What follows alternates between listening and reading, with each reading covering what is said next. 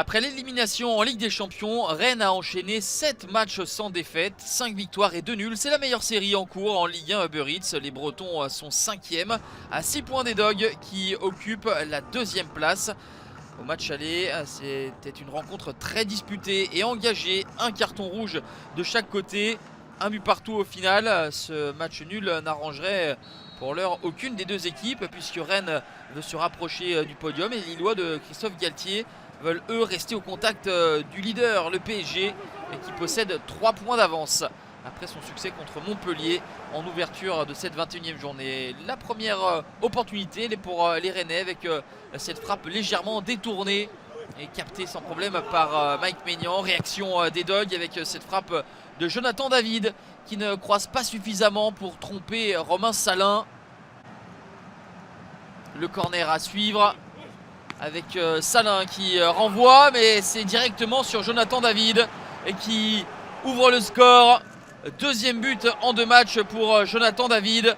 La réalisation du Canadien le week-end dernier avait permis à Lille de s'imposer dans les arrêts de jeu face à Reims. Cette fois-ci, il permet à son équipe de virer en tête au quart d'heure de jeu. Nouvelle opportunité avec Youssouf Yezice qui bute sur Romain Salin. Les hommes de Julien Stéphan subissent, mais vont avoir une balle intéressante avec ce centre qui arrive sur Truffert. La frappe du défenseur rennais est contrée par Celik. 1-0 à la pause pour les Lillois grâce à la 4e réalisation de Jonathan David. Sylvain Armand, ancien joueur du Stade Rennais, ancien du board breton, est désormais à Lille avec Olivier Létang. Rennes en panne d'inspiration dans le jeu, s'en remet au coup de pied arrêté. La tête d'Aguerd est contrée.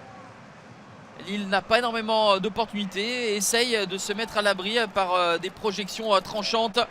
Mais là, il en manquera justement à Timothy Weah qui contourne Salin mais n'arrive pas à redresser dans le but vide. Anthony Del Castillo a fait son entrée, tout comme Adrien Hunou, pour essayer de mettre un petit peu de dynamisme à l'attaque rennaise. Mais rien n'y fait. Mike Maignan, pour l'instant, n'est pas inquiété outre mesure. Notez le retour de Renato Sanchez, lui qui avait été blessé du côté lillois.